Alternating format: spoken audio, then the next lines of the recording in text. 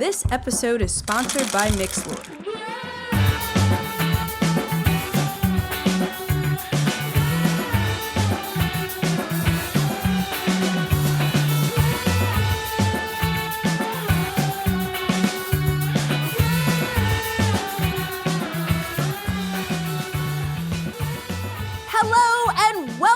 To episode 23 of the Board Game Geek podcast, where we geek out about board games, the mechanisms behind them, and the people who create them.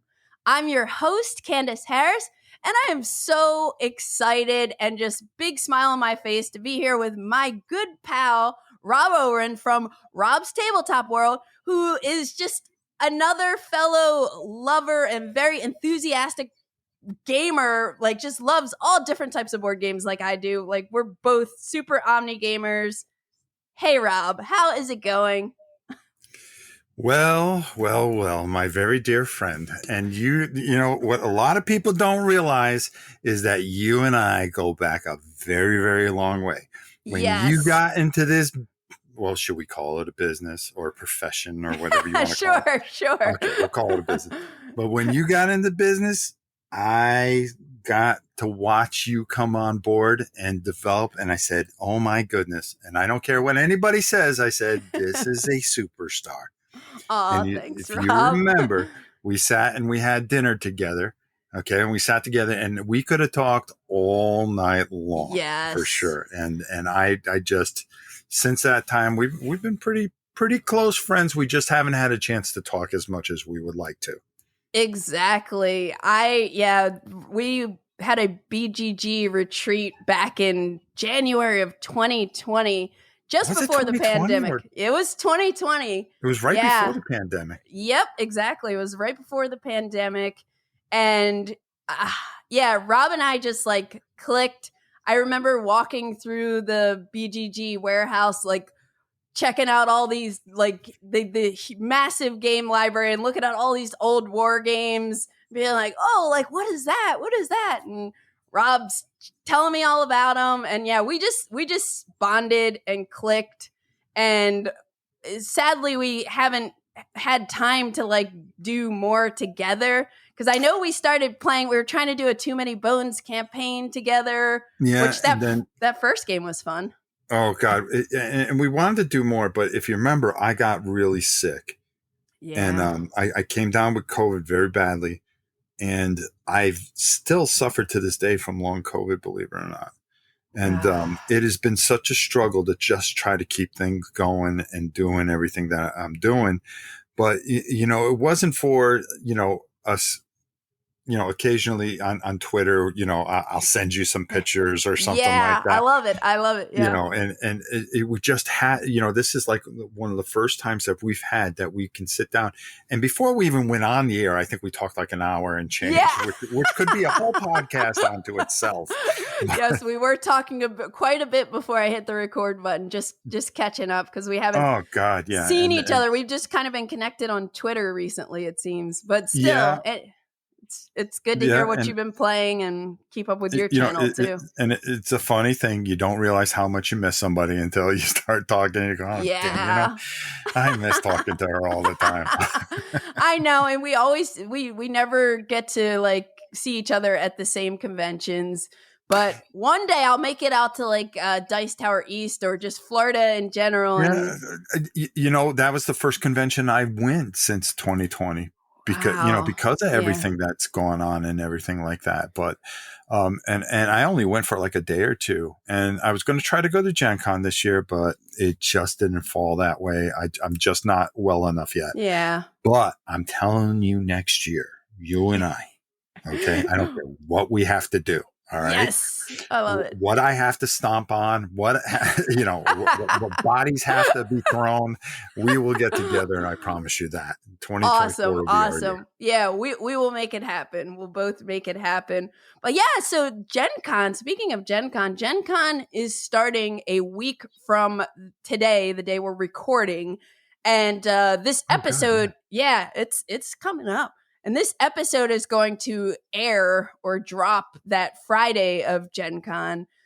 So we're just a week before Gen Con. And obviously, like, like everybody else, starting to kind of like think about what we're like looking forward to from this year's Gen Con. So today we're going to talk about Gen Con 2023 releases that we're most excited to play.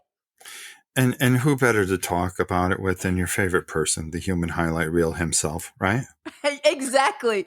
You are I'm so curious to know what you're excited about. If we have games in common, or if we have different games and you're going to put something on my radar. I'm going to put some things on your radar because I found out about some things and I've been able to get my hands on a few things. Ooh, I love this. That we're going to talk a little bit about, and I'm not going to spoil it. Okay. I love this. Okay. All right. Okay. Yep. Because we didn't talk about this beforehand. I know. We have no idea what we're about to say to each other because here. I always tell you, we do things organically because that's how you have the best show. I love it.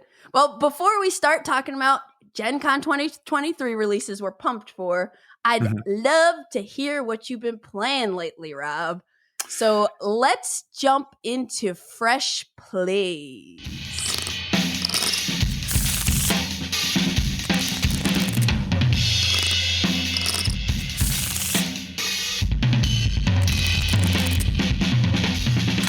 Okay, most recently, I have gone back in time and started playing something I forgot that I loved so much.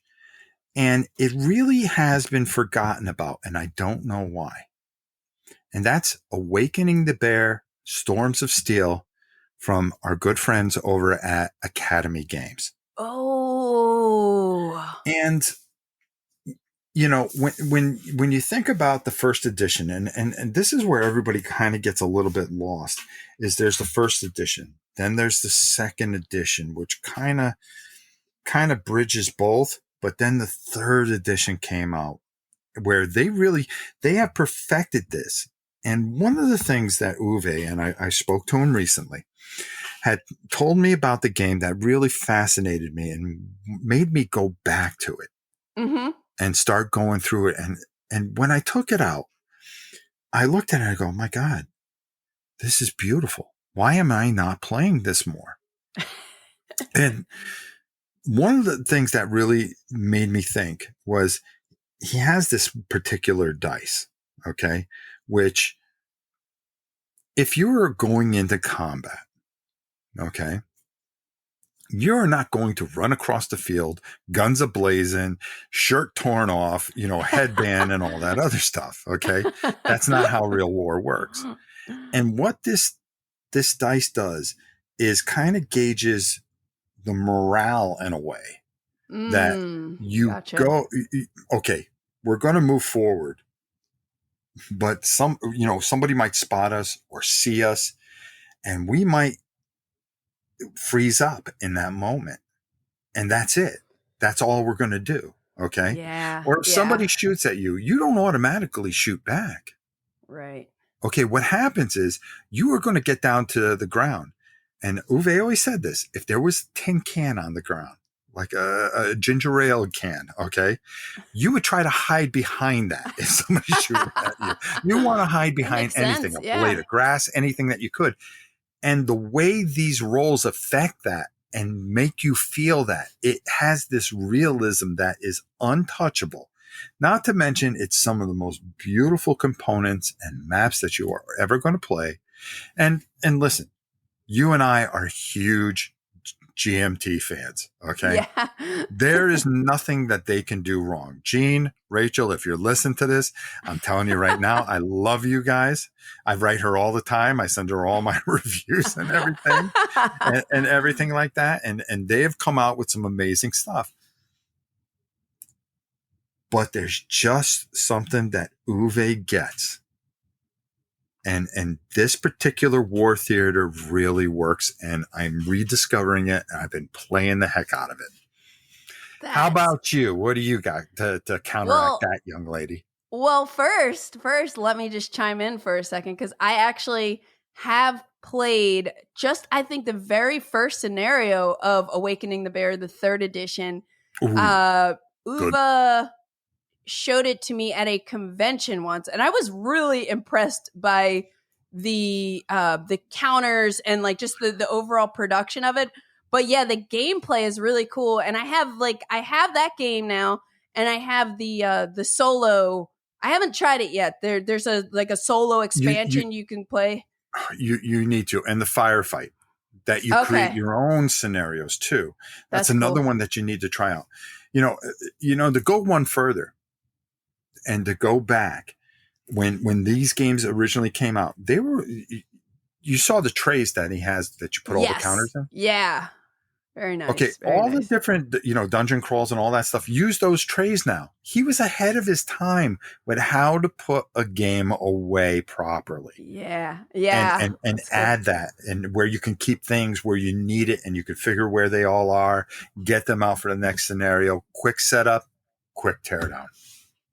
Yeah, well, you were making me want to revisit this one, because I definitely I really dug it like when I played that first scenario. But like you and me, we get so many games, we buy so many games, we get review copies, we play so many games. I haven't gotten back to it, but now that you've revisited it, I need to too. See, we're going to put this podcast on pause, and then we're going to go. And then we'll come back. We'll come back in the future. We're back, everybody, and how you doing? We just So that's Awakening the Bear 3rd edition. Cool. Mm-hmm. Well, so recently, Rob, have you ever gotten into 18xx games? Let me ask you that first. A little bit, but you're going to enlighten me, aren't you? Just a little bit. A couple episodes ago, I did an 18xx episode with my good friend Ben Mandelker, and we were just kind of talking about how we love and adore 18xx games, and how, if you kind of treat them like party games almost, like they can be a lot of fun, and there's definitely a lot of like richness and depth that come out of these games. But I totally get why they're hard for a lot of people to get into. There are lots of reasons. But after that episode, I happened to ask Scott Peterson about 18MS Mississippi, which someone posted a comment about and was saying, this is a really great intro game because it only takes an hour and a half to play. And I'm like, oh, that's really cool. Because like the current intro game that I have is like usually 18 Chesapeake, which is like 3.5 hours, which of course not everybody is going to be down. You can bake a turkey in that time. Exactly. But so anyways, it led to Scott Peterson, me finding out that he doesn't live too far away, and we kind of coordinated a little game day together, and he brought a pre-production copy of 21 Moon, which is an 18xx game designed by Jonas Jones that where you are running, instead of train companies, you are running mining corporations on the moon. And I think this game is going to be more appealing to people who don't love the straight up train themes. It has it has like a different look and feel to it. And it had just some fresh twists. Like one of the things is usually in an 18xx game, you'll have trains and you can only have a certain amount of trains for each company. And in this game, you have transports. So it's kind of thematic, but you are also, instead of just running your route from, one of your stations on the board, there's this spaceport space that has all of the companies. And then you also have a separate home base space, and everything you're doing, you can do twice. You can lay track from your home base. You can also lay track from the spaceport. And then you have transports that can run from the spaceport, and a separate section of your player board with transports that you can run from your other base. And they kind of function differently. And usually there's another thing that usually in 18xx games, there's a stock round. You alternate between stock rounds and operating rounds. And in this case, there's also a corporation round where each of your corps are going to get to do something, which is usually just buy or sell a stock. And the twist is you as the player during a stock round, you can do a swap and swap a stock with one of your corporations that you're running. So you could do some funny business where you basically have the company buy an expensive stock, you buy something cheap that you don't really care about, and then at some point do a swap so that you're getting the more valuable stock in your personal portfolio. There's also like something where on either end of the boards you can run to these kind of like off-board spaces, and they have like thematic names. Like there's a power plant, and then there's a research station. But on the left side of the board, there are two sections that are purple. On the right side, there are two sections that are yellow. If you're able to run a route, meaning you have track and you are not interrupted by anybody's little stations, you can run a route from one side of the board to the other. You're going to be able to grab one of these or maybe two of these special tokens that are going to, at the end of the game, boost your share value of your corporation. And these things are limited, so not everybody can get one. So you're kind of like racing to try to make sure you can connect to both sides and have the infrastructure to be able to run that route, have the proper transports that you need to run that route from east to west so you can get these. And I didn't find out until late in the game that they were limited. And I was like, oh crap, I'm the only one that's not going to get like 3 of these tokens. But I was like, but I love that it's in there because I love those kind of objectives that you're like racing and competing for. But anyway, it was a really cool 18xx game, and I'm excited for it to come out. I think it's going to be a good one for people who are trying to like dip their toes in. Maybe more so if you're a heavy gamer and you want to get an 18xx, like this could be a good first one to start because it looks pretty, it feels different. It has some fun things going, and there are a set number of rounds, so it's only probably going to be about 4 hours max or so. Oh, wow. Whereas like, yeah, it's not bad. That's not bad to us. I no, and I never mind leaving something on the table for a while. That's for doggone. Yeah.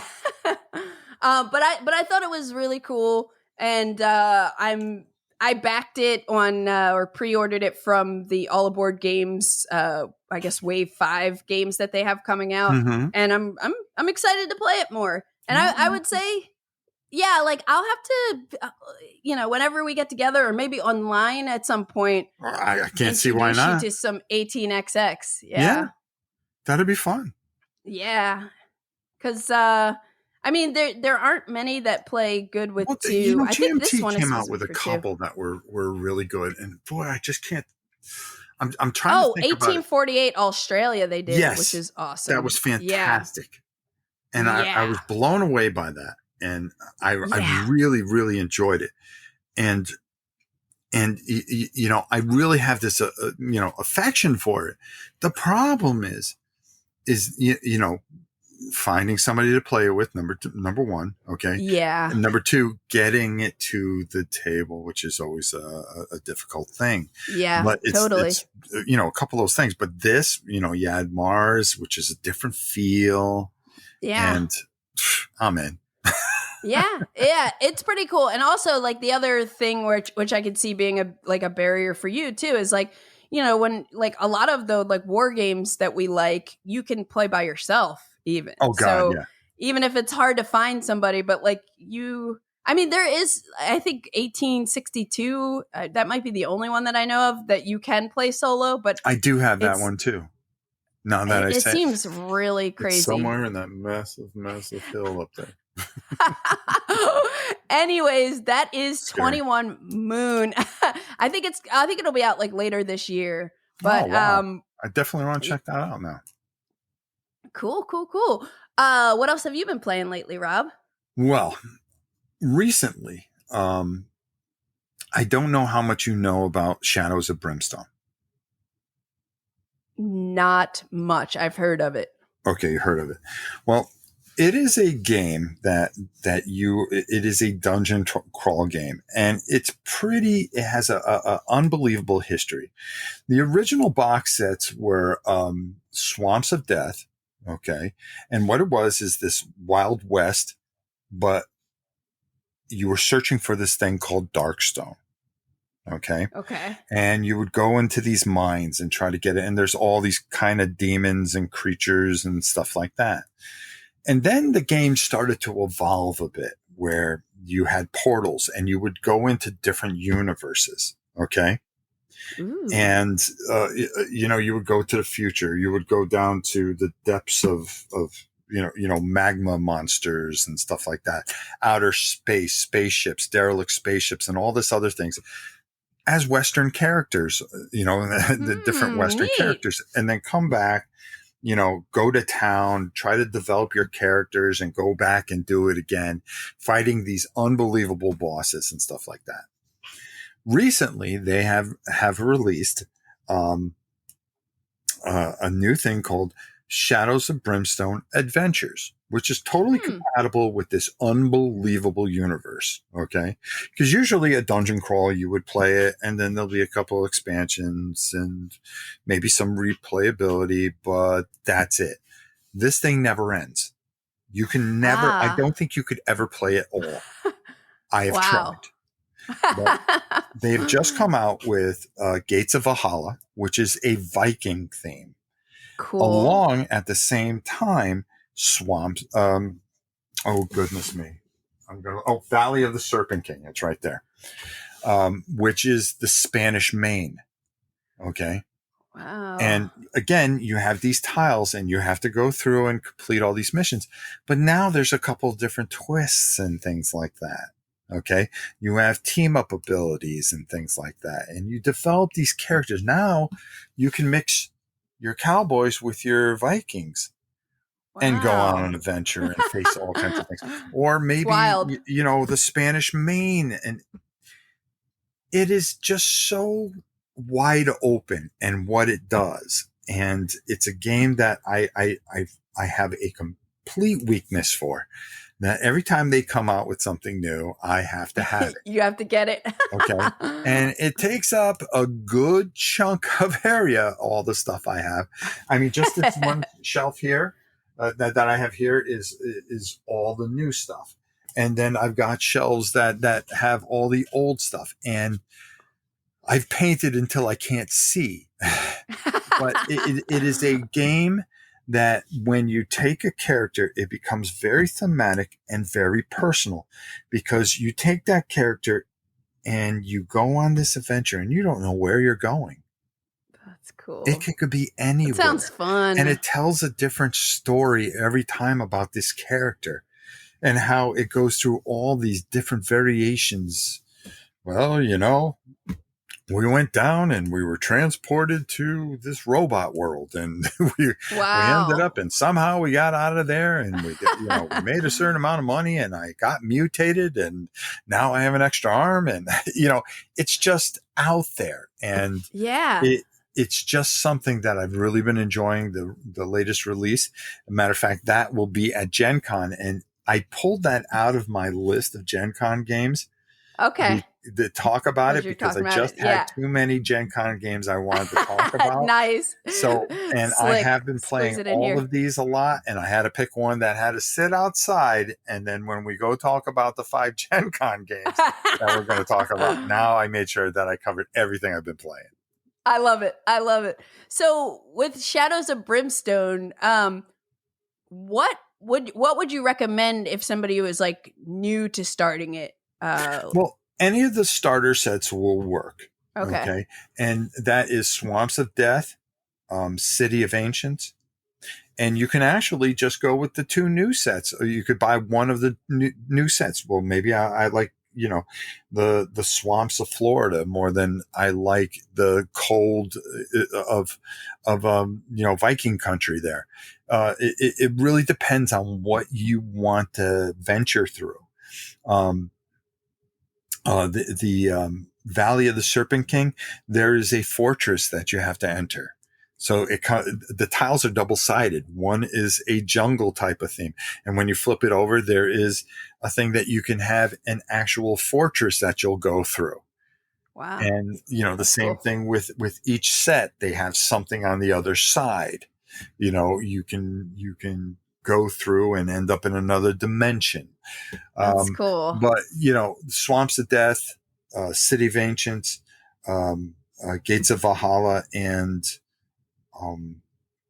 Valley of the Serpent King are your 4 starters. Any one of them will do it for you. Cool. And then you could build out from there, because the expansions are just, you have the Lost Army that you can go through. You can go through the Magma City. I'm looking one right now, Blasted Waste, where you go and it's kind of a steampunk kind of thing. Oh, and so one cool. more I forgot. There's one more starter set that if you like feudal Japan, it's called Forbidden Fortress. And I've done that. I've mixed a couple samurais with a character that was like Clint Eastwood from the old Drifter movies. That's so cool. Yeah, I'm very intrigued by this. Oh, it's really special, and I've been covering it on the channel for the last month or two, and just really kind of getting everybody ready to go to Gen Con and buy it out. Yeah, and are you playing it solo, or is it? Yes. Yeah, solo. Okay. Yes.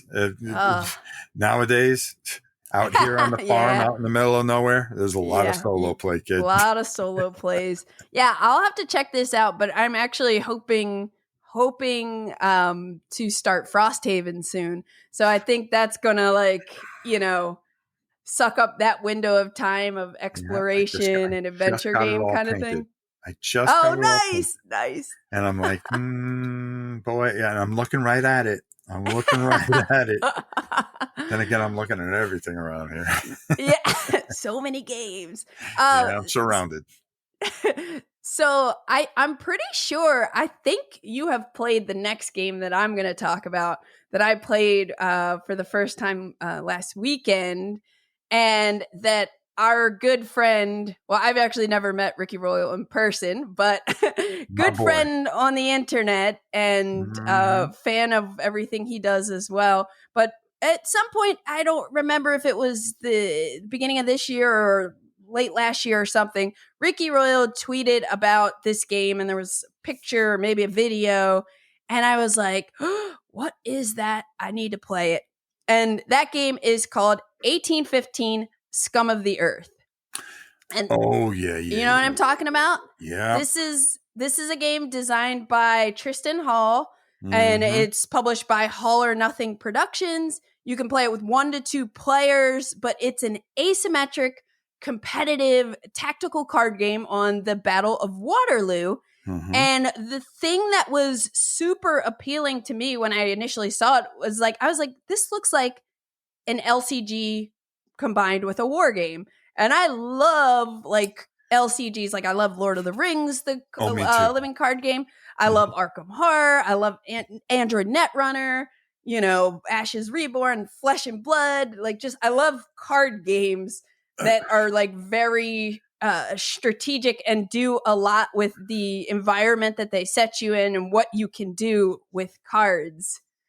So I was off the bat drawn into this game, and I reached out to Hall or Nothing for a review copy, and they were kind enough to send me the game, and also there's a playmat that goes with it, which you don't need, but I think it definitely enhances the experience of playing it, because you have the area that you're playing, you have these 3 different frontier cards, and players are going to sit on either side of these 3 frontier cards, and you're going to be kind of deploying your units and characters, and you have a leader into 3 different rows. So think of it picture a 3x3 grid on either side of these 3 frontier cards, which we're going to be kind of competing over.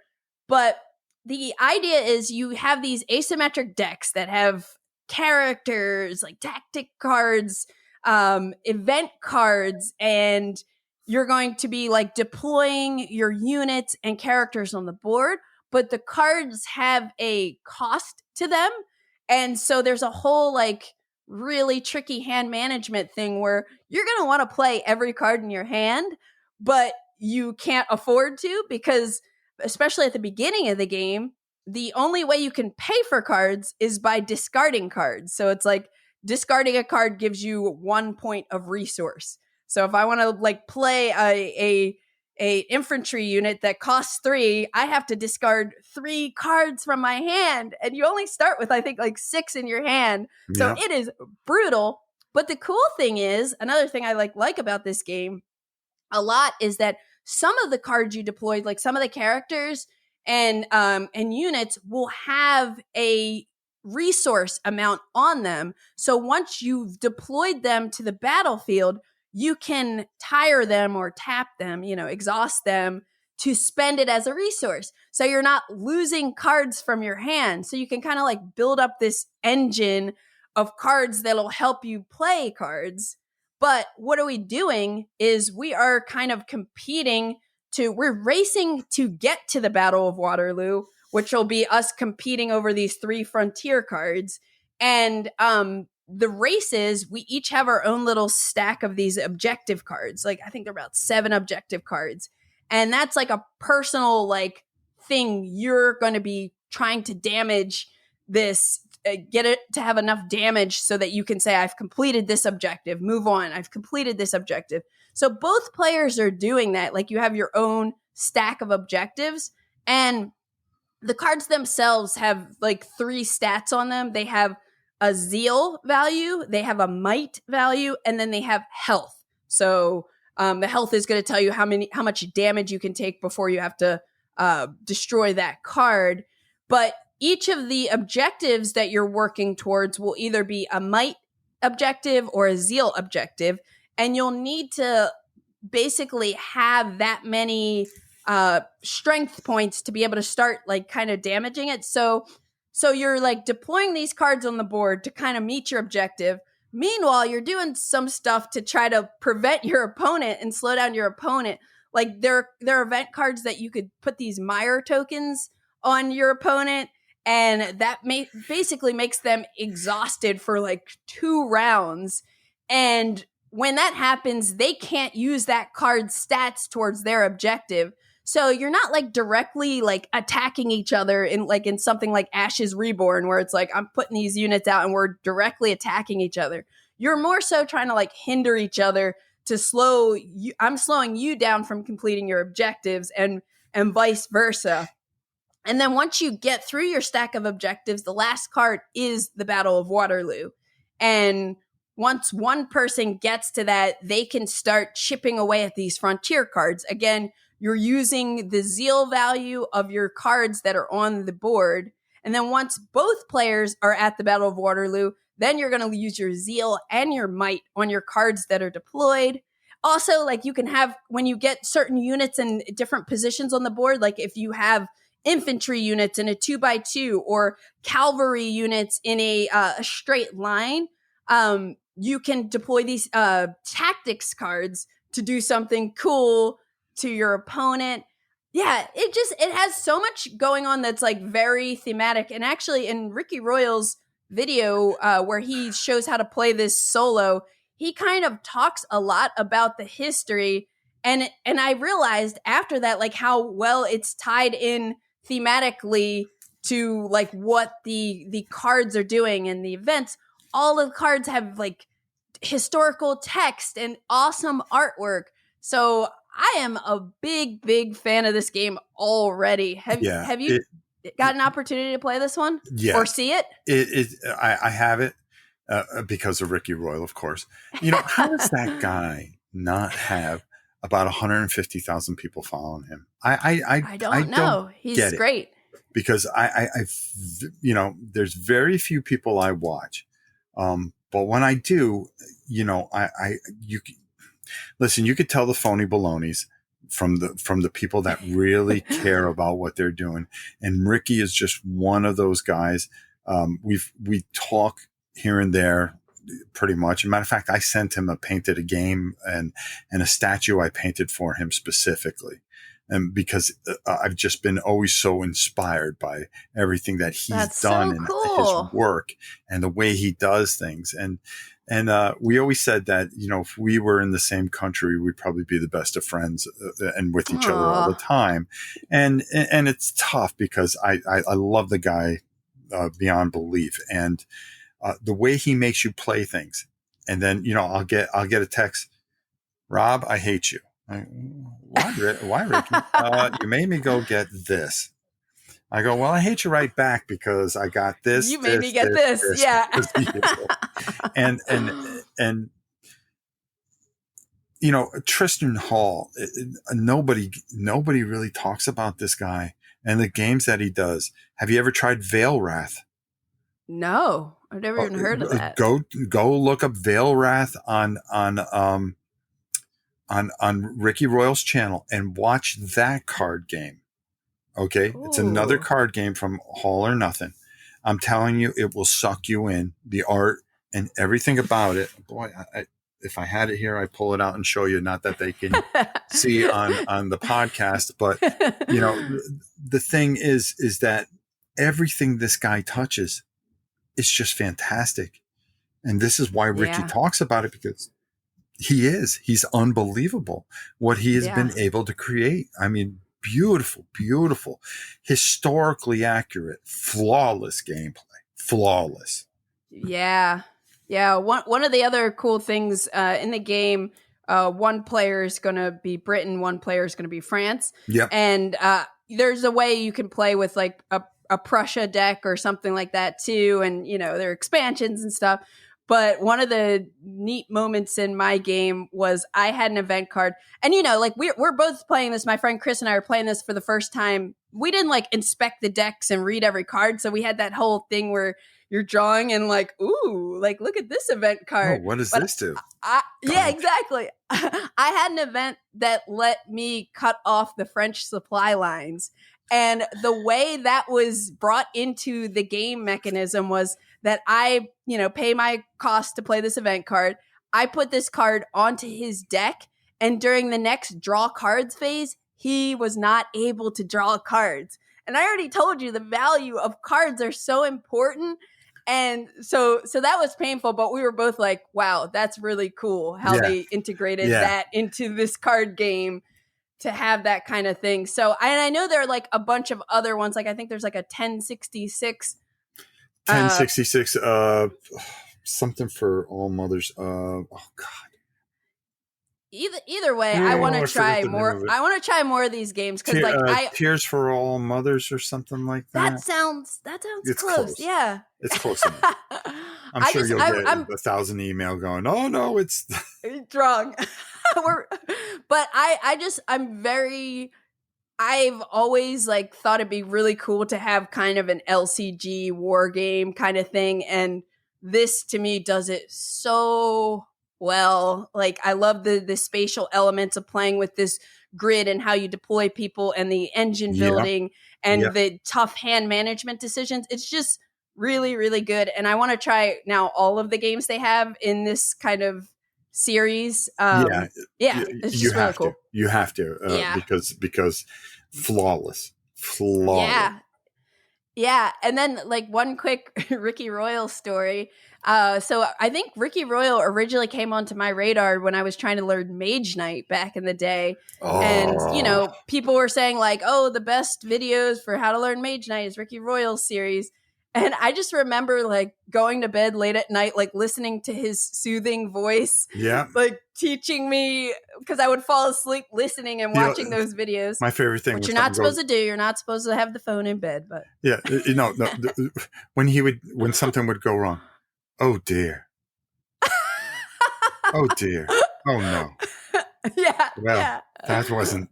that wasn't very proper, right? And you're just it's the most devastating thing, and he just makes it seem like okay, he'll come back from this. Yeah. Awesome. Well, Rob, and again, that the title of that game is 1815 Scum of the Earth. Yeah, it's a must have for anybody that's listening. They will absolutely love that. And now a word from our sponsor. Prepare yourself. The training will begin and you better be ready for the tournament. Enter the world of the Cobra Kai series through Cobra Kai Road to Victory. In this 2 to 4 player game, you are a sensei and you'll train your students, enter the All Valley Karate Tournament, and give it all you've got, even if you have to sweep the leg. No mercy. Each game round, first you'll draft cards to improve your students' techniques, and then you'll roll dice in tense fights during the iconic All Valley Karate Tournament. During your fights, flashbacks can occur and help you achieve victory. To win, be the sensei who has at least one student left standing after the final round. During the game, you'll find many illusions and iconic elements from the Cobra Kai series produced by Sony Pictures Television in association with Westbrook Entertainment. If you're a fan of the series, or if you enjoy intense drafting and fighting games, you're sure to love Cobra Kai Road to Victory, which is available for purchase exclusively at Walmart. Let's get into our Gen Con 2023 releases that we're stoked to play. I'm very excited to hear your list. I do have one quick honorable mention that I wanted to slide in. Oh, go ahead, because I kind of cheated. All right, we have different moments of cheating here. But what the one honorable mention is Race to the Raft. It is by Frank West, and it's I played it at Essen, and that's partially the reason it's not on the list, is because I've actually I played it at Essen. I have it. I backed it on Kickstarter, but it's like in a game in the Isle of Cats world. I don't know if you ever played Isle of Cats. Yes. Like polyomino kind of drafting game. What was the other game he did? City of Kings? Yes, or something. City of Great something. guy, too. Yeah. It was really cool to meet him and play Race to the Raft with him. I met him at Origin, year. as a matter of fact, when he was just putting together Isle of Cats. And, nice. And I filmed it real quick. He had the prototype, and I said, "Well, let me help you out." And I put a video. Nobody watched it, but I did nothing to help him whatsoever. But the intention was there. Great game. Good intent. Race to the Raft, and I guess like it's the Isle of Cats. I had actually at that 2020 meetup we had in Dallas when I met you, Eric Martin. I'm pretty sure it was then. He had a copy of it, and I played Isle of Cats, and that was the only time I played Isle of Cats.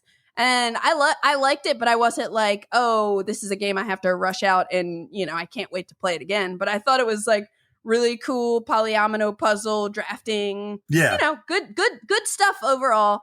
But just, again, it didn't like super excite me or anything. But when I played Race to the Raft, I was like, wow, this game is really, really cool because it's cooperative and there's some moments of limited communication, and it's still like a polyomino puzzle, and it levels up kind of like something like The Crew. Like when you're playing The Crew, that trick-taking game that's cooperative, and you complete a mission, then we're like, okay, let's go to the next mission. So it's kind of like that, where the rules evolve over time. But there's a moment where at the end of your turn, you have to draw one of these fire tiles, because you're trying to place these polyomino tiles of a certain color and move these cats to safety before the whole area burns, because you're always having to add these polyomino fire tiles. But when it's your turn to draw one of those fire tiles, none of your teammates can say anything. Like none of the other players, because it's cooperative, can say anything. And you have to make that decision on your own. And sometimes when other people are in that position, you're just cringing, don't put it there, or please put it here. And so it was just really neat. And I found the game to be challenging and kind of a different cooperative game. So I'm really excited that I got my Kickstarter copy maybe a week or so ago, and I'm looking forward to digging into that one. Now that one was off my radar. See? Okay. So, and it's not even the list. Check it out.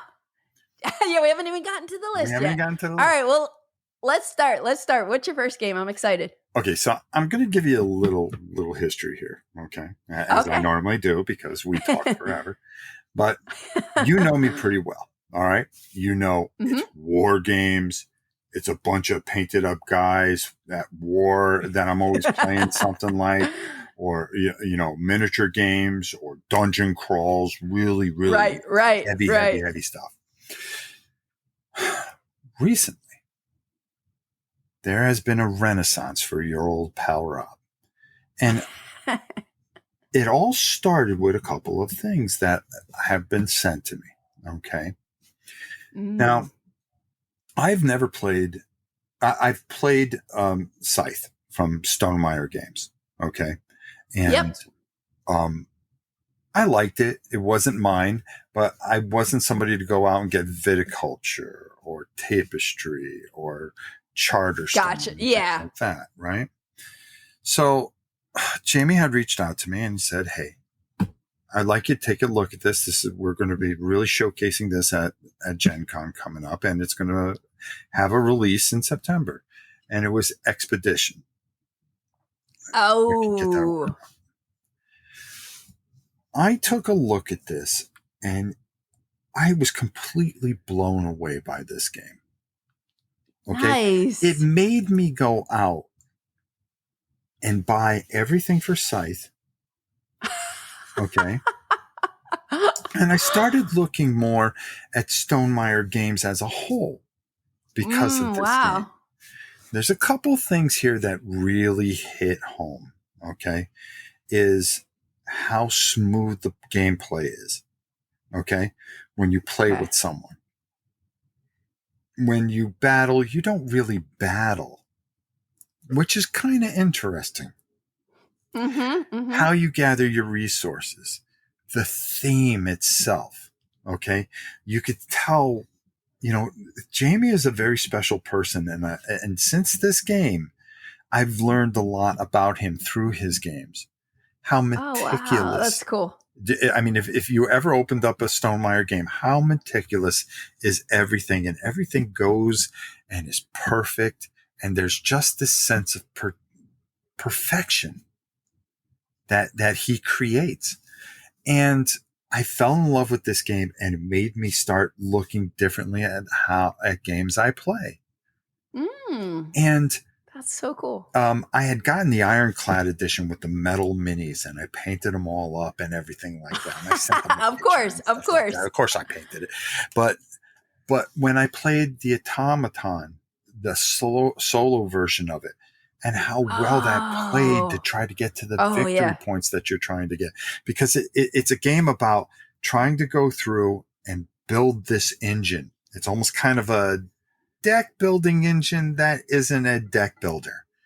Interesting. And it just creates, you're trying to get all these things going so you can get enough resources to claim certain victory points as you're going through. And all the tiles are hidden. So you have to discover the tiles, okay, and defeat certain things and conquer certain things without needless violence. It really cool. It doesn't have to be this thing. There is it is something that is smooth and well thought out, and you can feel who he is through this game.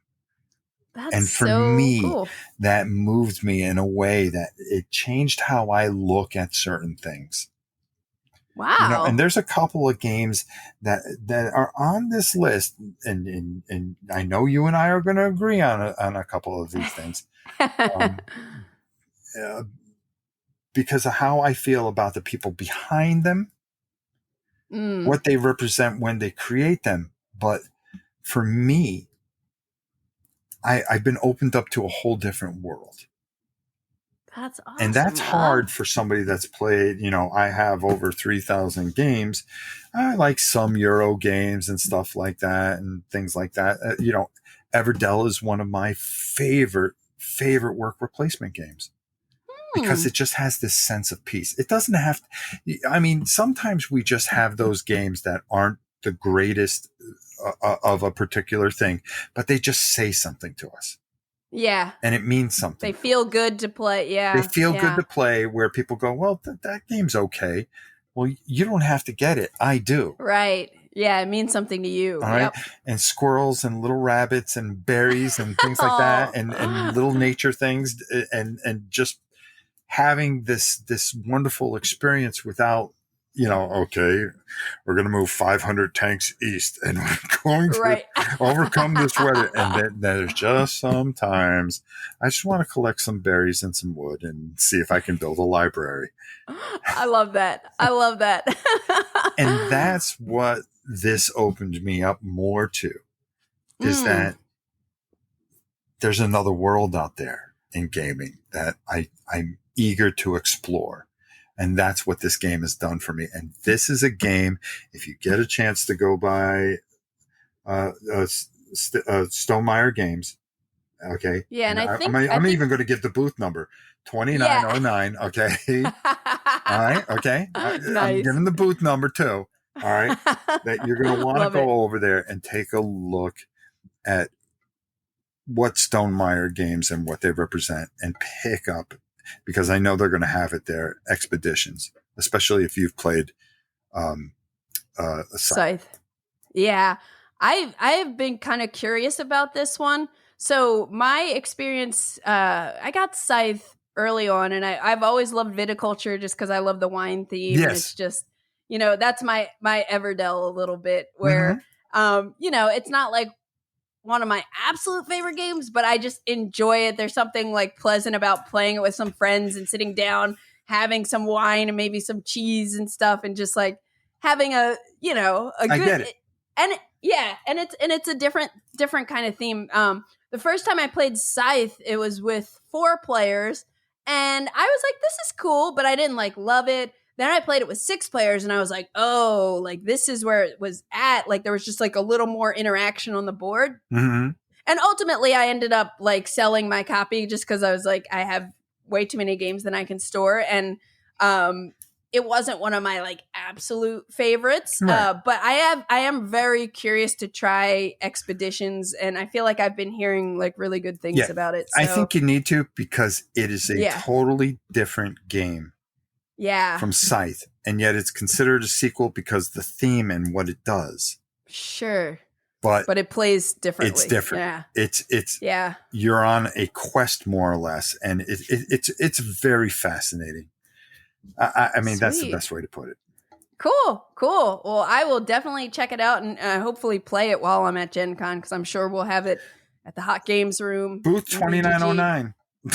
I pointed you right in the right direction. Booth 2909, Expeditions. So the first game I'll bring up that I'm excited about, I've actually been just kind of excited about since last Gen Con when it was previewed at Upper Deck's booth, Upper Deck Entertainment, and that is Legendary Encounters: The Matrix. So really? There's not much information out on it. And I just remember, I didn't get a chance to actually play it last year because they only had a couple tables demoing it and I couldn't get in. But so I don't know, so don't quote me on anything, but it's a cooperative deck building game and it's based on the Matrix trilogy. Mm-hmm. And as far as I know, so you basically, players are going to take on the role of Neo and other heroes, and you're trying to save the human race from extinction.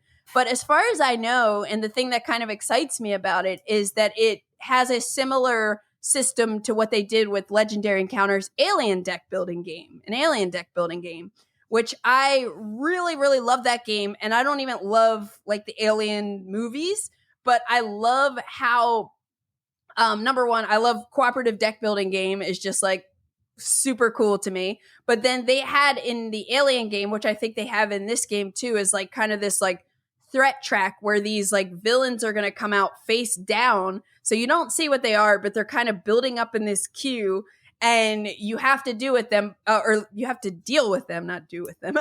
You have to deal with them. And in the Alien game, like you could kind of help other players by passing them a card here and there. And yeah, I like the Matrix. I don't think I saw the last movie, but I like the Matrix as a theme, and I love Alien deck building games. So I'm like, this just seems super cool, and I want to play it. So that is Legendary Encounters. I didn't expect Matrix. that one from you. Yeah. Okay. All right, because I was Did you know about this game? I expected. No, here's the plus or minus because we have not talked before this. Yeah. I expected at least 2 out of the 5 games that you and I would pick would be the same game. Okay. I think we still might. We'll see. I mean, there's a chance, but when you went left field on me, now you don't know. now I don't know. And then I know that I had a couple here that I know you don't even know exist. Okay. All right. All right. All right. But there's one I know that we're going to agree on. All right. So we got that. So now we got to hit 2 out of the next 4. All right. This is the game within the game here. The game within the game. Here we go. All right. All right. What is your next game, Rob? There is no way that you are going to figure this one out. Okay. Okay. So some years ago, there was a game called Small World. You've heard of it, right? Absolutely. Okay. It was all right. It was okay. At best. I only played it once. I liked it, but yeah. And then they came out with a deluxe super edition. Okay. Did you ever see that box set? That I don't think so, but like that's what people do these days. Yeah. Well, this was years ago. I mean, this thing cost $1,000. Okay. Wow. But it changed how you played the game. And you were kind of like, wow, now all of a sudden this game isn't that bad because I've got fancy coins. I've got, sometimes that kind of stuff just really spruced it up a bit. Up. Yeah. Now it took a game that I consider a 4 and made it a 6 or 7 because it became very thematic. What happens if you take a game that's basically an 8 and do the same thing? Well, Castle Panic has done something. They have created a deluxe edition. Okay. And what makes this so fantastic? Okay. Castle Panic is a lot of fun, and it could be played. I actually never played it, by the way. Oh, you need to. It's a tower defense game. It's fun. It's whimsical. It's not overthinky, but it's something that you could play with kids, or you can have a bunch of adults. You're taking cards. You're going to have a hand of cards, and you are trying to match up colors to stop this invading army that is slowly moving in on your castle. And once it hits the castle, it knocks down the wall. And then if it goes one further and gets to the tower, you're dead. Game over. Okay. And you are trying to defend, and you're working together to try to stop that. Well, I've got a green card. I can take care of that section of the board next time and knock a couple guys out. Well, I got the red board. Sounds cool. Well. Okay. And there were little chits. Okay. You would pull out the chits and put them on the board. Well, they did it with miniatures. And it is gorgeous. And they have wooden chits that you pull out of the bag now. Ooh. So now you don't use the chits. You pull out the miniature and you put the miniature on. And now there is just this sense, and the castle's beautiful. Okay. Because it's all these different things, and they've souped it up to the point where it is just this, it takes a game that is, for some people 7 or 8, and I think it moves it into that 9 range because it makes it more thematic. Because the miniatures are of such a high quality. And they made it where some enemies will take hit points. Okay. Mm-hmm. So as they're moving from section to section, because you're going to turn over cards and it's going to say move whatever's in section blue, 1 space, 2 spaces. Gotcha. Okay. It's closing in. We got to concentrate on that. Well, there might be an ogre there that has 2 hit points. So you may hit him once, but you're going to have to hit him again. Well, they made it where they have these little dials on the bottom, and it clicks. Oh, so you can keep track of their health. Yeah, instead of turning the chit, so where it goes from 2 to 1. Gotcha. There's a dial. Oh, no. That's cool. So when you see these beautiful miniatures on the board, and it just gives this presence. It's a table presence. Yeah. And, we talk a lot about theme. Okay. How do you create theme? Well, sometimes a great story can be told in a game that will give you this incredible theme and get you so pumped up, and you go and you look at the board and you go, yeah, I'm that guy and we're going to do this. And this is what we have to do. And you feel that. This game always had this theme that was just a lot of fun. But when you see the miniatures on that board and they start closing in on you, now it builds up that tension a little bit more, the thematic feel to it. And it just is this thing where you go, this is Castle Panic? No. What's the booth number, Rob? What's the booth number? The booth number, might I say, for this game is 24. Let me make sure. Hold on here. 2434. You can go over to Fireside Games and check out their I want to see this edition. They've come out with a second edition. You could just buy the regular second edition, but they've come out with a wooden edition, and they have come out with the super deluxe edition with everything and all the expansions and different bosses and all these wonderful things. And the plastics are fantastic. It just adds to what is already a very, very good game that you could play with kids that are 5 to my age, ancient, Stone Age. You are not. Oh, I am. Cool. I've never played Castle Panic. All right. I'm gonna cheat a little bit, but I've never played Castle Panic, but like that's yes, I'm allowed to cheat. I've never played Castle Panic, but I definitely want to check that out. It sounds really, really nice, and I'm totally on board with, improving the tactile experience of games. And it sounds like that would just be a really cool, make sure you stop tension as you see those minis coming at you. Mm-hmm.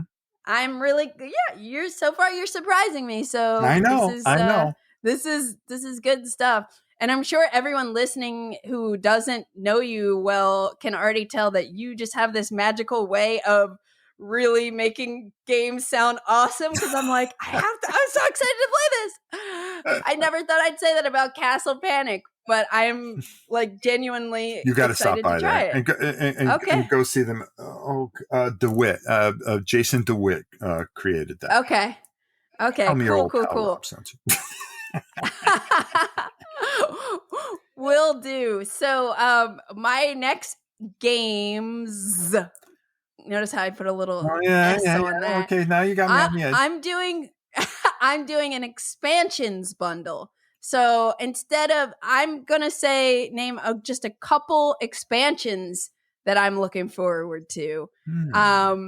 One of them is the expansion for War of the Ring, the card game. It's called Against the Shadow. Ooh. And did you get a chance to play War of the Ring, the card game yet? No, but I saw that and it was on my radar, but it didn't make my top 5 here. Okay. But it's in there. Yeah, and this is the expansion for it. Because it adds one player, doesn't it? It makes it so you can play it solo or cooperatively. That's what got me. Yeah, because the base game was designed to be a 2v2, 2 versus 2, but you can play it with 2 players. And I'm kind of curious about this. So while I'm excited to get it, and I'm going to get it because I have the base game and I like it, I'm also like, well, if I want to play something Lord of the Rings solo or cooperatively, I could play the Lord of the Rings the living card game. But I'm still curious to see what Ian Brody did with this. But basically you'll play as the Free Peoples against, they made this AI deck of shadow cards. And I think there's some kind of little flow chart that you'll play. So I'm kind of curious about it. We're both on the same page there. Yeah, I'm kind of curious about that one. There's also an expansion for Cosmic Frog from Jim Felly called Find Muck. I love that title. One of mine. Is that That's the one of them. overlap? Is that that's one of our overlaps. Okay. So that's I know Devious it. Weasel Games. Yeah. Yeah. So Cosmic Frog is just like, it's this like unique, weird little combat game where everybody's playing as a giant frog with special powers, and you have these like And psychedelic card art. And the thing about it is Jim is brilliant. He's actually a scientist, a real life scientist. Okay. Yeah. So it's brilliant. you take these frogs that are 400 feet tall. Okay. Something Who would crazy come like up that. with this? Yeah. Yeah. The story is absolutely fantastic. And how they cosmically devour certain areas. And now with this fine Muck, they have mental powers. Now, did you ever Yes. get a chance to play his other game that, oh God, The Mirroring of Mary King, or Nope. an older one? No, The dungeon crawly Yes. one. Shadows. No, of Malice. Yes. Shadow of Malice. Shadows of Malice. I have it, and I like learned Go it see at him. some point. I was like, "This is so cool," but I never like actually played it. Go see him. He will give you a copy. Okay. I have it. No. you I got bought it at some point. I own it. I just haven't like. you have played it. have to play it. You have to play it. You look at it and you go, okay, what's going on here? And then you start playing it, and how it shows how brilliant so this cool. man is. Yeah. Because they're just things that happen in it that you go, well, this doesn't look like it would do this, and yet it does this. And Cosmic Frog does the same thing. Yeah, it really does. You look at really it and you neat go, design. and then you play it and you go, whoa, where did this come from? You know? Yeah. Very, very weird, unique designs. And I actually did a Cardboard Creations interview with Jim for Cosmic Frog. And one of the other new things the expansion adds is this like new chip system for combat. But it's actually, I think, if I recall from the interview, this was something that was this was how the combat was going to work, not with dice. So it's cool that now that this is kind of, we're getting to experience that way as an expansion. So yeah, I'm definitely a fan of all things that, Jim Felly puts out. They're very unique games, to like just refreshing themes and mechanisms, I was sitting with Aldi, and this was the last Gen Con I was at. I was there with Aldi, and this is before you came on. And Jim was showing the prototype of this. And he goes, Rob, you got to check out this Cosmic Frog thing. I go, oh, okay. Yeah, all right, Jim. And then I started watching it. And I'll never forget going, what the heck? Where did this come from?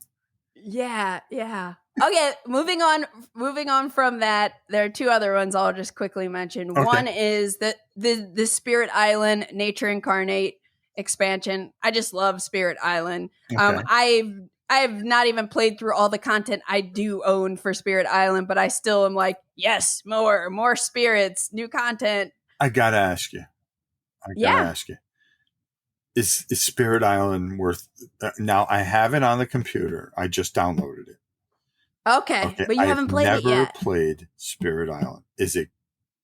Yes. You think I should play it? Do it. Fantastic. Get the physical board game. Yes. Okay, folks. Yes. Those of you out there that have heard this, I am going to go get Spirit Island. Yes. No, you will love it. And you can play it solo, and it's challenging, and the card play is so good. Yes, Rob, go do it. Okay. Do it. If you say right so, now, let's pause the podcast to go. You and I are pinky buddies. You know that. Yeah. So, and I'm going to tell Liz out there, yes, Liz, you're part of the trio here. You always have been. Don't get jealous. Don't get jelly. Love Liz. Miss Davidson. And then the last one is the expansion for Iki, Akebono, which Iki is, well, first of all, this expansion is, I think it dropped like this month in July, so just ahead of Gen Con, but I don't think many people have it yet. I actually just got a review copy of it, and haven't gotten a chance to play it yet. But it's published by Sorry We Are French, and in the US, Hachette. Yes. Okay. And Iki was a game that I was interested in years ago because I found I discovered it, but it was like out of print. I'm like, oh, I'll never get this game because I don't want to pay $300. But then they made the reprint, and I finally got to try the new edition of it at BGG Spring because it was like up for the Kennerspiel des Jahres. Yes. And I loved it. And I really am excited to see the expansion like adds a new location like the bridge of Nihonbashi, and so it's like giving you a new location you can move to. You players can build ships and you can trade with these ships, and it also just adds a couple like more character cards, more building cards, like more content that I think, but nothing like overwhelming, like not an overwhelming amount of new content, but just like enough that I think it's going to spice it up. So I'm like really looking forward to playing that as well. Okay. So that'll conclude my expansions bundle, which is cheating, but that's okay. Yep, my little cheat there. What is your next game? And that was our first overlap. Find Muck. Yeah, that's true, and it was an expansion too. That means I get to squeeze something else in. Okay. Yes. So we can go here. This game really caught me off guard. I'm saving the last two because I know this one I have it right in front of me, is an overlap. It has to be. There's just no way that, and the way I always do this, I never go by demos at Gen Con because they could be demoing the same game next year too. Right. I always try to find something that's going to be out a month or has been out either a month prior to Gen Con. Okay. Within that little quarter range. Okay. So I've always been interested in Catacombs. The flicky. Oh, the flick game. The flick game, yeah. Right? I played that once. From years Elzara ago. Games. Okay. And I had it. I never played it or anything like that. But I saw that they were coming out with something else. And I went, oh, and the name of the game is Monster Pit. Monster Pit. Okay. Well, let me finish here. I said, oh, this must be another one of those dexterity games because I do like to play dexterity games. Mm-hmm. Like a game I really like is they have this game. I really suggest that you get it, and I'll have the guy send you a copy. It's called Table Golf Association. I feel like I have heard of this. I haven't tried it. Check out the video. You know my tiger. He does the intro and all. You know how stupid. Yeah. But it plays like real golf. But it's so much fun to play with a bunch of people because you're flicking a little disc and you're trying. And each disc, if it's a sand pit, you're going to get a penalty and you have to hit with another hand. That sounds fun. Representing these are your clubs. So even if you don't like golf, it's fun. It's like playing mini golf in a way. Cool. So I've always liked different types of dexterity games, pitch car and stuff like that. So I figured, this Monster Pit has to be a dexterity game. And I love dexterity. No. It's not? No. It is a deck building type of game where it's a tower defense type of game where you have this monster and he has a certain power. Now you can play this solo or you can play it with a bunch of people and it works really well. You are a particular hero. Okay. And you are going to have a number of dice and you can only have up to 8 dice. Okay. Which is going to help you with your rolls because when you roll those dice, they are going to give you certain things that you're going to be able to go to and you're going to be able to move your character. And maybe I want to go to the town hall and hire some fighters or stuff like that. Okay. Okay. Those guys are going to give me certain abilities and extra dice. The dice are broken up into yellow, white, yellow, and red. And they vary in strength. Okay. Some have more swords on them. Let's just call them swords. Okay. Then they do have dragon heads. Now the red dragon, the red dice has a lot of dragon heads on it. Well, guess what the monster gets to use? The red dice. What? He doesn't want to get the white dice, which are the most Oh. powerful. He wants to get the red dice so he can roll more. And when he rolls, he's going to do certain abilities depending on the amount of dragon heads that you get. So he starts at one space and he has to circle the entire board and get to your gate. And once he gets to your gate and gets in, he wins the game. Wow. Okay. Okay. And the cool thing about it is you try to push him back. Sometimes he gets, instead of moving 5 spaces, he gets to move 10. So now you're in a rush to try to do things and get more dice to prevent him from going so you can build up things and take his hit points down so you can kill him before he gets to the gate. You want to hire wizards and stuff like this. Well, when he rolls some of those things, he's going to knock off the people that you have that are giving you dice, so your dice go down. Oh, no. Right. And you're like, okay, now I've got to go back and I got to scramble and pray that I can get through this one round. And he's just creeping. And it happens so fast. And it is just this game that is so much fun and does so many different things. I saw somebody write, well, the dice, or make it too random. Well, that's what dice do. I want it to be random. Okay. Yeah. And it just adds that element of, I don't know what's going to happen. I don't know if I'm going to be able to do the things that I want to do. Can I hold on to this guy that's given me 3 dice in the fighting? Or do I build up my defense where I can deflect certain things that he's going to do to me? And there's this weird balance that you try to create. And there's different heroes. There's different, it's beautiful. The art's fantastic. And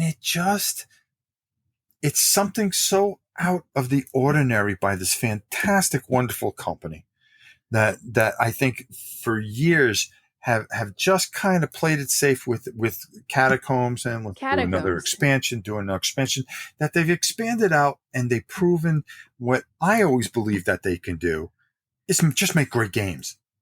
Which they always have. Cool. And this is something a lot of fun that you are going to want to check out. And they are at booth. I love it. I know.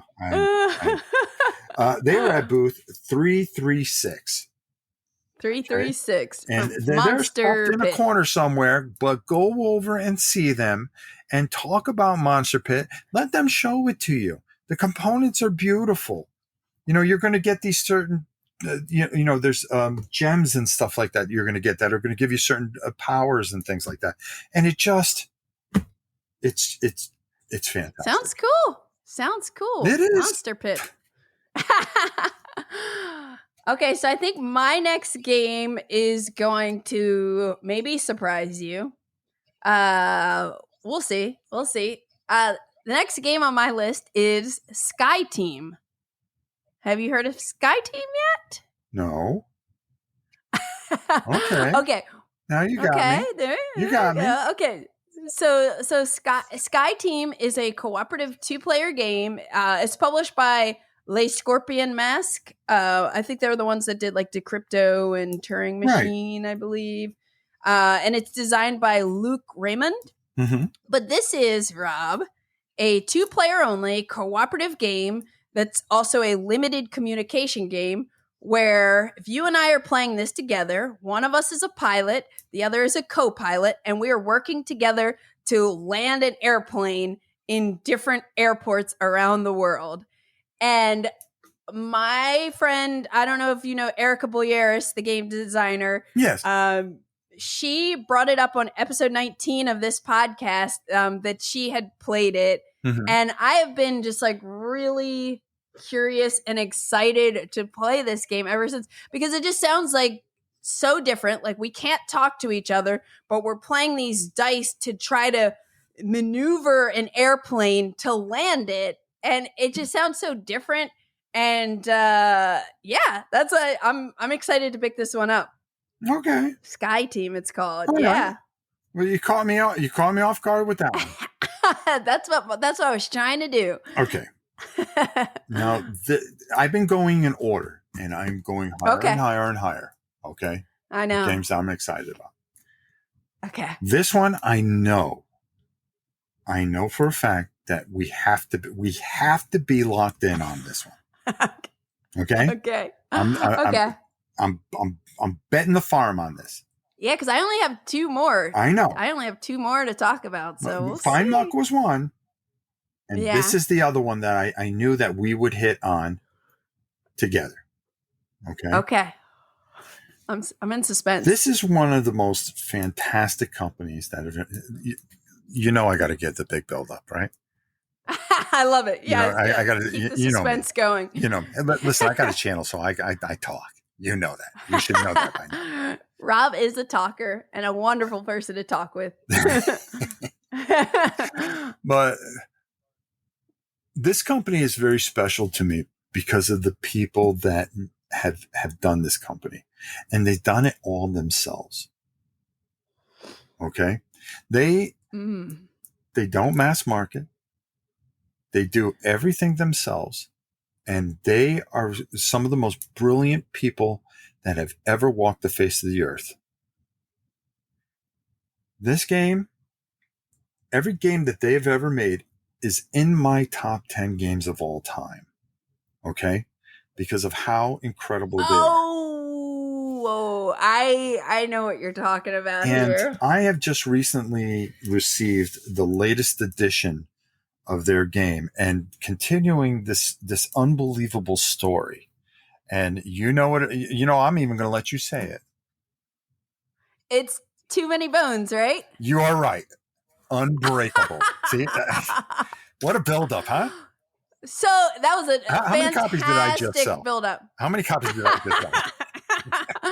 So, but I don't have this on my list because I didn't I didn't consider this a Gen Con release. It wasn't like because I guess it was Kickstarter but yeah, I guess I didn't think that this was like a Gen Con release. Otherwise, it would for sure be on my list. They're going to have them actually at Gen Con for the first time. I always see every year. I made a mistake then, Rob. Huh? I made a mistake. No, that's all right. I made a mistake then.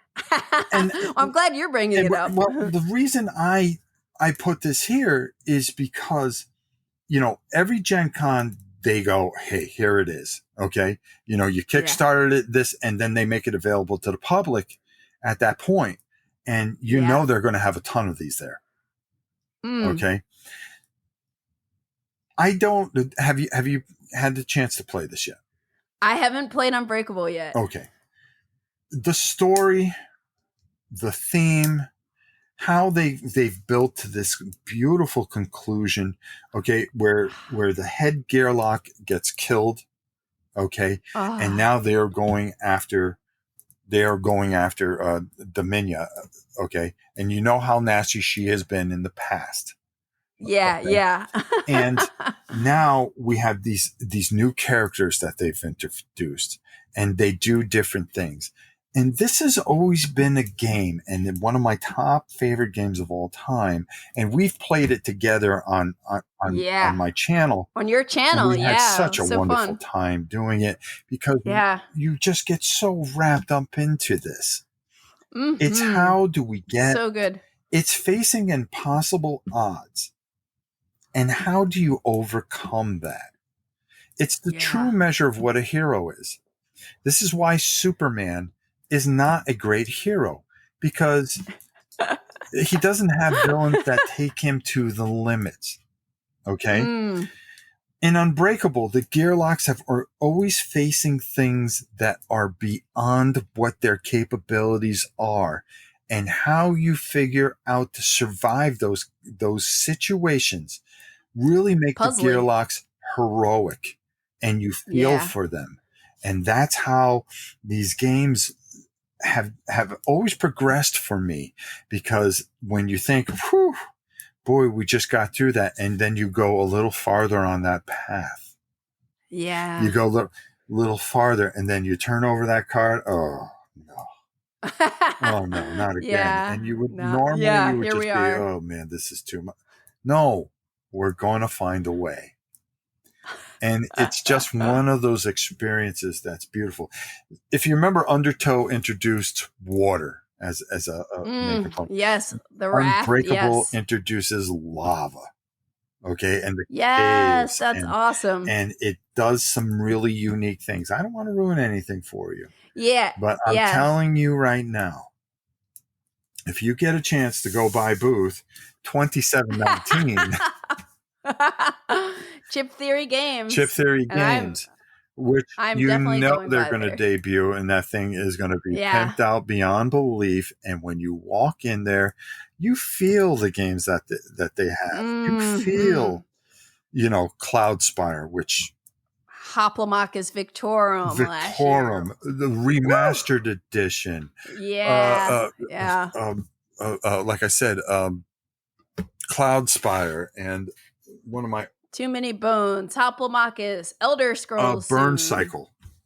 Yes. Burn Cycle. Yeah. Another one of those and the components are through the roof. Okay. Yeah. Which just adds to this because, you would think that you would get a cardboard edition of this and then this would be the special edition. Oh, well, not so fast, my friend. This is the edition. This is the edition. And this is what they do. Everything is deluxe. I have the treasure trove. Okay.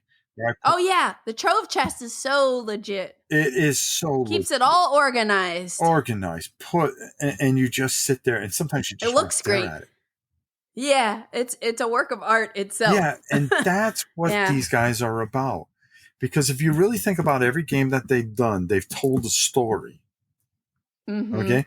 Whether it's unbelievable battles of heroic gladiator, stories or cities in the sky or these fantastic gearlocks.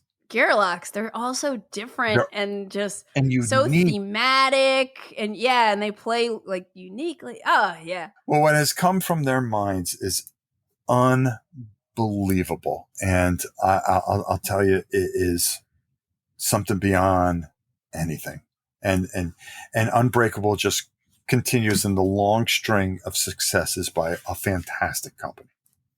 Yeah. So and a lot of my list was kind of stemmed from what was on the BGG Gen Con preview list. And I don't know if this was on there. Unless my filtering, I don't know, but I definitely missed this. See, that's what I went on my list. I went from that. Okay. It 100% would have been on my list because I have geeked out about Too Many Bones many times on this podcast. And and just a lot of Chip Theory games, they do such great stuff. I can't wait to go and meet with them and see some new things. Yeah. Yeah. You're absolutely you're gonna love it. All right. Well, now it's on. Okay, so now I'm wondering if we're gonna have any crossovers. I don't think so because I have something that I discovered recently, and I wrote the company and I asked them to send it to me. And when I took a look at it, blown away. Okay, I love that. I love that little trailer, that little suspense nugget that Rob just dropped. Okay. So my the next game on my list, so I have two more.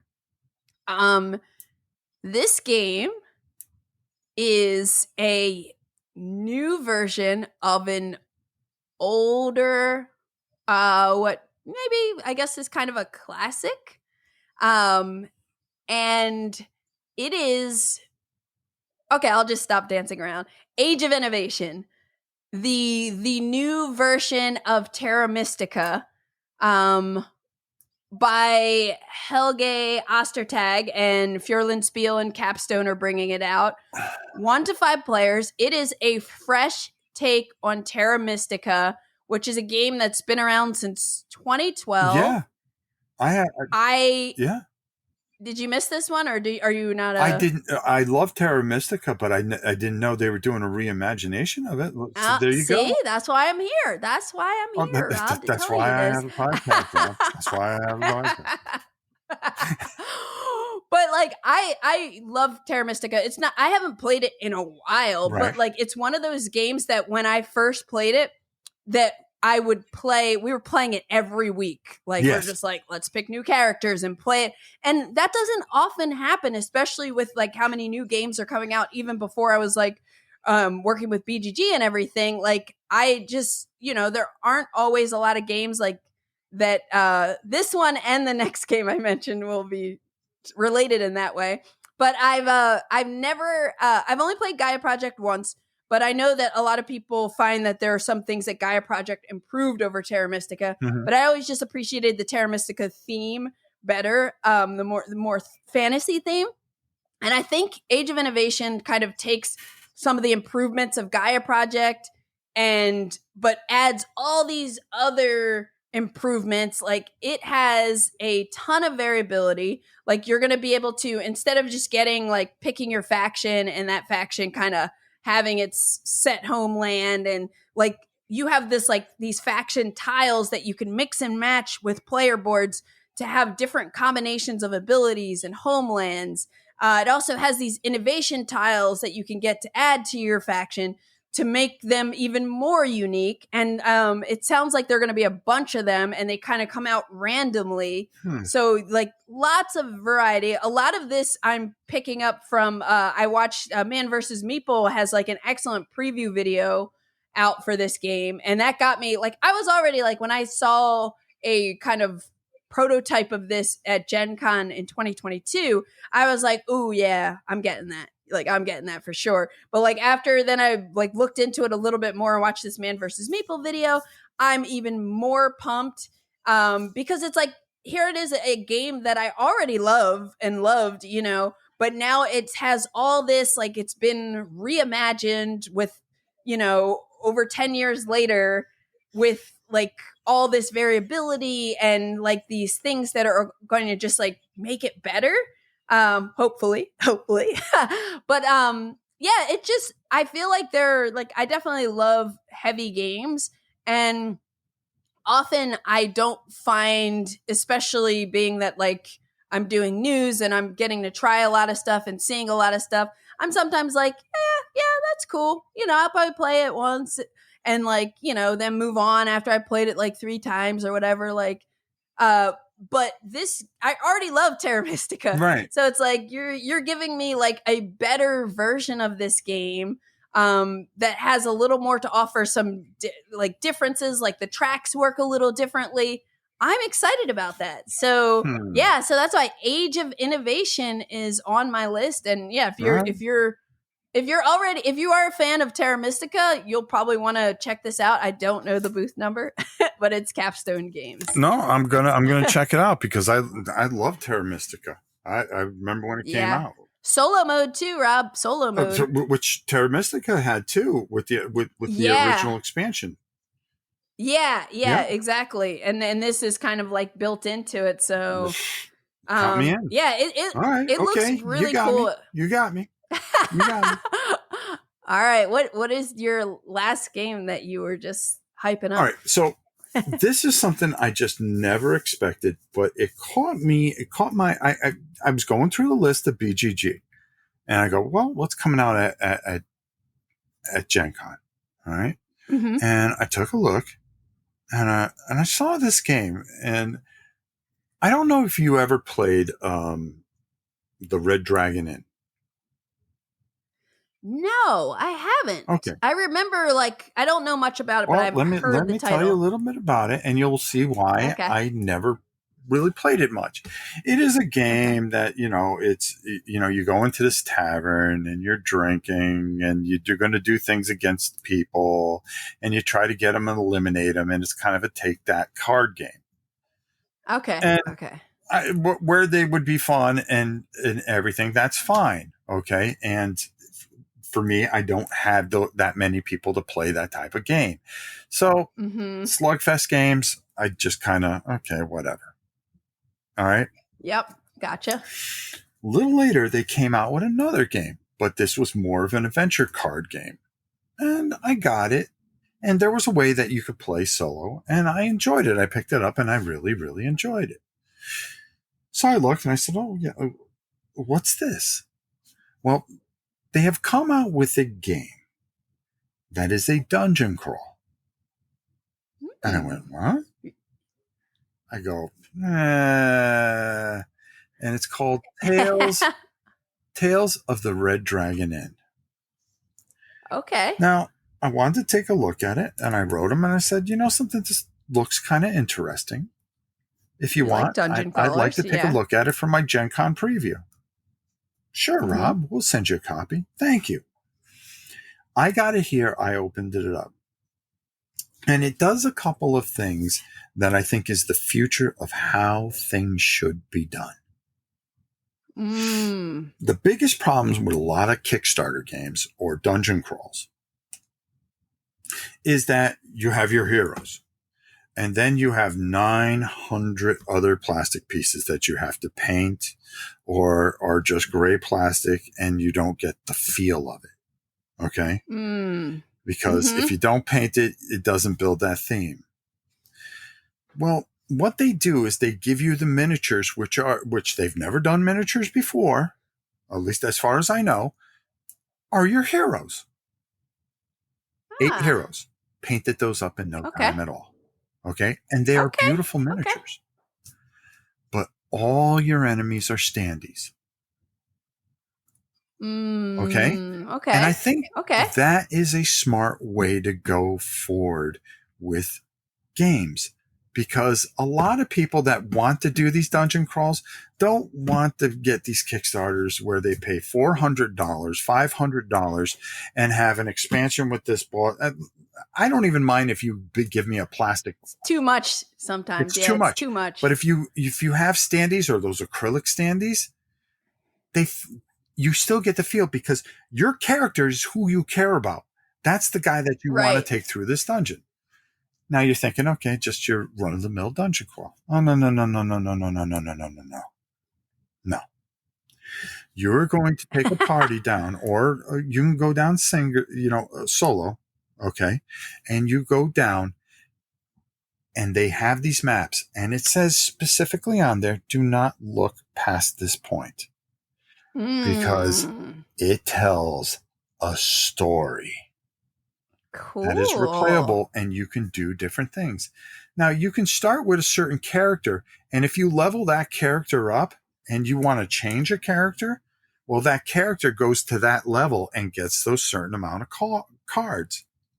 What makes it really good and not overthinky dungeon crawl is that it's very simple in its mechanics. Okay, and still has that Red Dragon Inn feel because those characters are part of all the other games. And it's the art is beautiful. The enemies are tremendous and smart. And what you do is when you lay out this map, all the information you need for the enemies is on the right side of the map. So they have a picture, and you're going to roll a die and decide that's what's going to decide what they do. Gotcha. Okay. Now there may be some enemies on there that you don't see till you get to the next section of that map on the same map.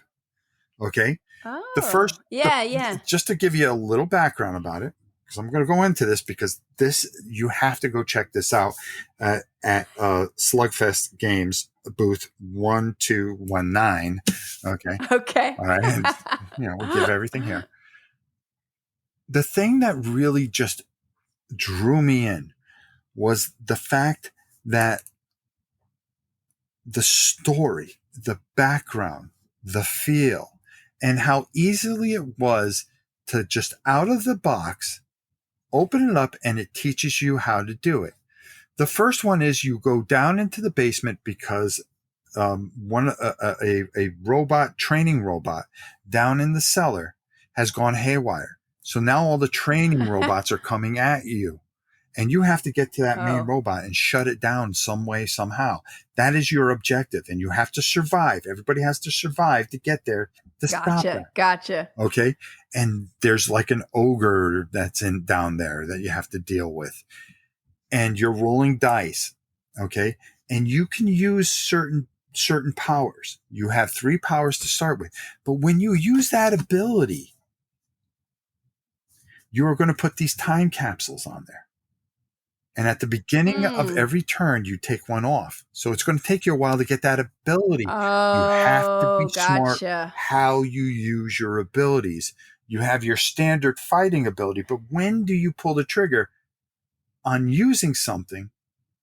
Because here's the problem. You really don't know when you're going to face something and what type of powers it's going to have. Gotcha. So there's this depth and strategy that you would never expect from a company that made a party game, more or less. Right. And they made this fantastic, unbelievable dungeon crawl that is the sleeper of Gen Con.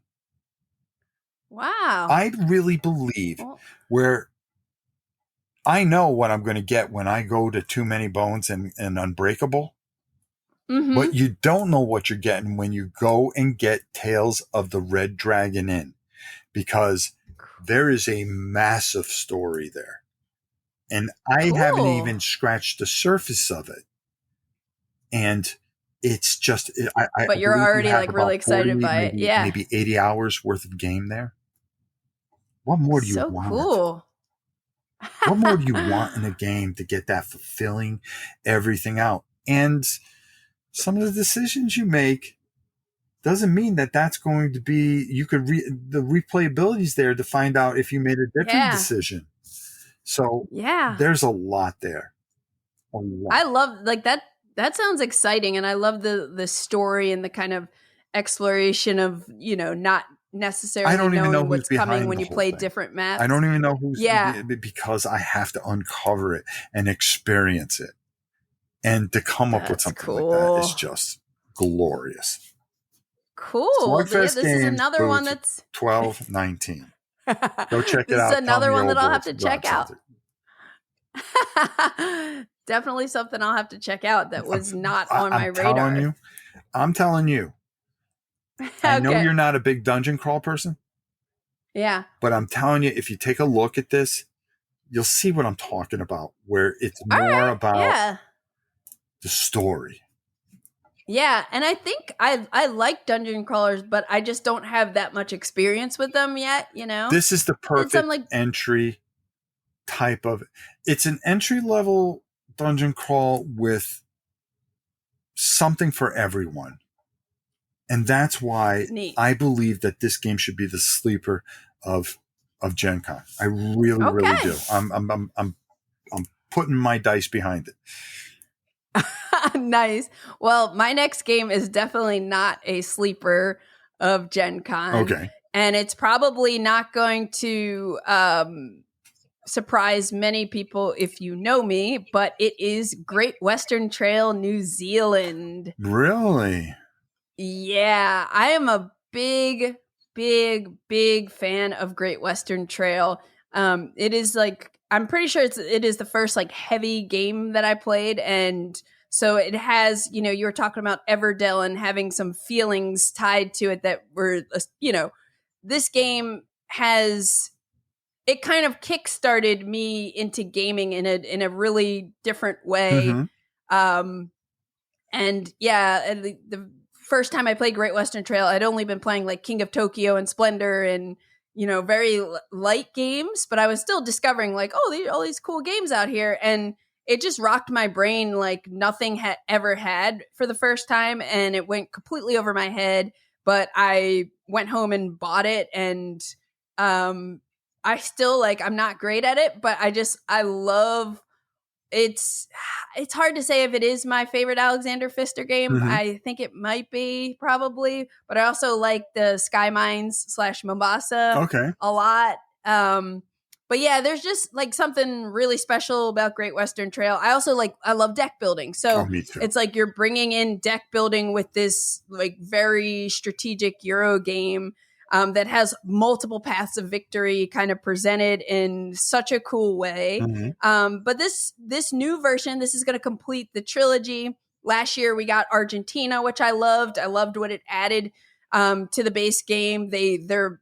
To me, they felt like two different beasts. And I think this one is going to, from what I know so far, is going to be even more different, even more refreshing.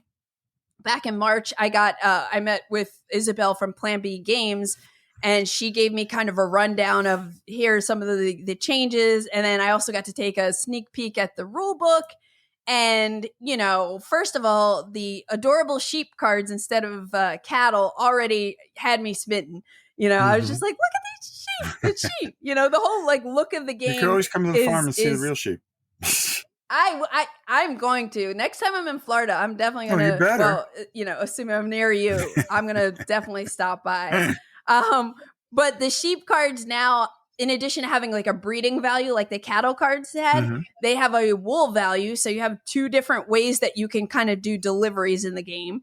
The deck building is a lot different because there are now, instead of just like mainly just building your deck with cattle cards and objective cards that occasionally get dropped in there, you have like different types of cards you can add to your deck. And then there are these like different bonus sets that you'll play with, you know, that add some variability. So like the deck building is going to be completely fresh in this version.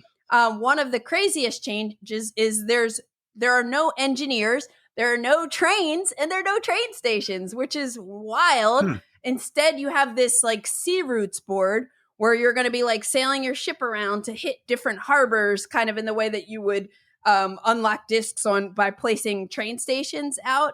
The foresight area where you would place new workers out, or where you'd be able to grab workers from, is completely different, and it's like reimagined. And the way the game ends, like the trigger for the ending, is different. There's also this thing that happens midway through the game where, you know how you have these neutral building tiles on the board? Right. Well, half of them are going to flip over and change midway through the game, and there'll be like different action spaces. And then there's this Pathfinder track that you can kind of work your way up to unlock other benefits. So this one feels even more different than Argentina felt from the base game. Plus, you know, the sheep, the look of it, it's like greener and more lush looking. And then the seaboard kind of like reminds me of the Rails to the North expansion that you tacked on to the top of the board. But yeah, I just, you know, and I guess you probably maybe didn't know this about me, but like Great Western Trail is near and dear to my heart. And I was excited when this trilogy was announced. I was excited when I got my hands on Argentina, and now I am so excited to play Great Western Trail New Zealand. Yeah, that's fantastic. I'm just Alexander Pfister fangirl here. Just love Great Western Trail. So any new twists on it, I am here for it. You know, I can't wait to play it. So that's awesome. That is my number one game that I'm excited for, which is like, it's not like a new game, because it's like another kind of re-implementation, but still, I already know I love what, you know, the base game was. So here we go, you know. Cool. So I'm excited to see how the new deck building feels, and the seaboard. No trains. It's wild. Yeah. It's wild. But I'm glad. I'm actually kind of surprised that Find Muck was our one crossover, but I'm glad that we didn't have. It was only others because of a technicality. Yeah, it was a technicality. That we would have had one more. Not see that Unbreakable was there. And shame on you know, me. I'm gonna ask Chip Theory to forgive you, because I know how much do. You know, you love them and everything like that. And I just hope they don't take it very personally. I hope they will. Yeah, I hope they will forgive me. Yes, and I think you should just go there and beg for forgiveness before you even get into the booth. I do have a meeting. I do have like a 2-hour session scheduled with them that I'm excited about. Well, there you go. And I think an hour and 45 minutes of it is going to be begging forgiveness that you did not mention them on this thing. Or hopefully it's on Thursday before this podcast lands on Friday. Before the podcast drops. And unfortunately, I don't think it is. Oh. So. But they'll be too busy at the con to even notice this little slip up on my part. I'm texting them right now. Rob, it has been so fantastic talking to you. I love talking to you. I wish we lived closer so that we could actually like play games more regularly. I know. But we have to take time and talk to each other a little bit more going forward. Yeah. Life's too short. And absolutely. I always say this, and I want you to remember that tomorrows are never guaranteed. Okay? That's right. So let's make the most of what we can when we get together. And that's the most important. And 2024 is going to be our year. There you go. 2024. We're gonna connect in person somewhere and play some board games and hang out together. It. I promise you. Yeah. Awesome. Well, thanks again, Rob. You are welcome. You've been listening to the Board Game Geek podcast, produced and edited by Candace Harris. Special thanks to Matt Fonda for editing and mixing our music. Be sure to visit us on the web at boardgamegeek.com. You can also find us on YouTube, Twitter, Instagram, Facebook, TikTok, and Twitch under Board Game Geek. You can reach us by email at podcast@boardgamegeek.com. Thanks for listening, and happy gaming!